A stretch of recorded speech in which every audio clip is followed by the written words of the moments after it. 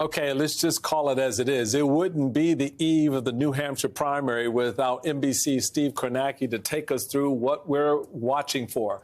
We know that Nikki Haley, who finished Iowa in third place last week, needs that major boost in momentum at the polls tomorrow before the primary in her home state of South Carolina next month.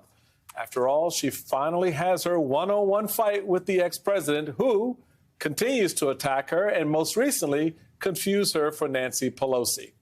Joining us now from the big board, MSNBC national political correspondent Steve Kornacki. David and Kim are here as well. Steve, take us through what we need to be focusing on.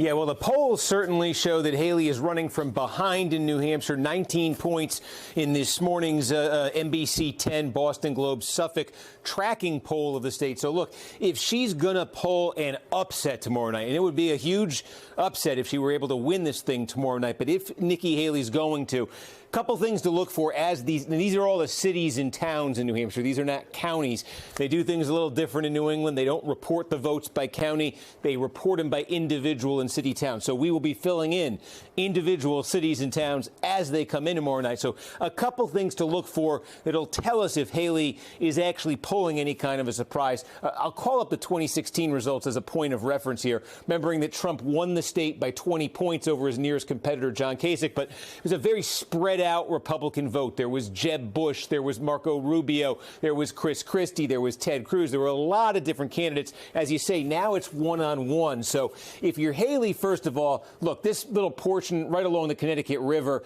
this was Kasich's strongest area in the state. This was basically Trump's worst area in the state. So this is somewhere, Lebanon, New Hampshire. I'll just show you the result right there. Kasich actually won it. Haley needs to be running up a massive landslide here. Even in defeat, she probably will. Hanover, where Dartmouth College is immediately north of that. You've got Lyme, you've got Orford, you've got this whole area in here. Look, even if she loses, Haley's winning it. The question is, how big is she going to win that area? But what really has to happen for Haley to have a chance, just tick through here, the three biggest cities in the state. So we'll start with Manchester. This is the largest city in the state. And look, again, on paper, this was an easy Trump win, obviously. He won it by 24 points. But if you look at the demographic mix, if you look at the history of Manchester in these primaries, this is actually a city that is, I think, could be pretty much a bellwether. If Haley probably needs to win it. I mean, not by a huge margin, but if we see returns start coming in from Manchester and it's pretty close to even, a couple points one way or the other, that's a sign that Haley is overperforming considerably.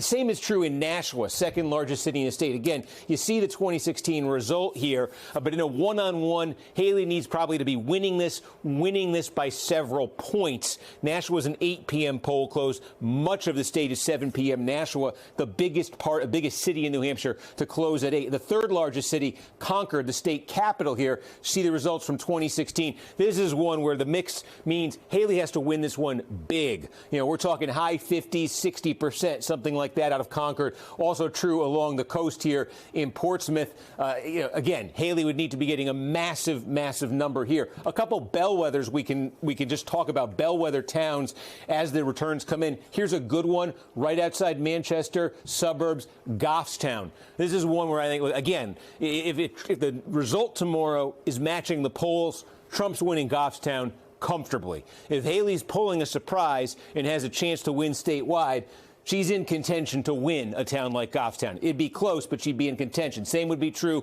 in Londonderry. That's another good one we can keep an eye on as a potential bellwether. Go over here, west of Nashua, Milford. These are bellwethers here. Remember, in New Hampshire, so much of the population and so much of the vote is really going to come from this southeast portion of the state. A lot of these border communities and just north of these border communities here, a lot of commuters into Massachusetts, down to Boston. So you got some pretty high population towns here, and a ton of the vote is really going to come out of this area. So I'm giving you some of the bellwethers in that part of the state, but there are some others we could also show you further. But again, the bottom line here is for Haley, three biggest cities. I think two of them are close to bellwethers. The third, she's got to be winning big. She's got to be winning big in a place like Portsmouth, a place like Keene in southwest New Hampshire, the Currier and Ives corner of New Hampshire, as they call it. That's what she would need to do. If the results start coming in tomorrow night and you're seeing something like that, then you're seeing the makings of a very close race. If not, you're seeing what the polls are showing now. Wow.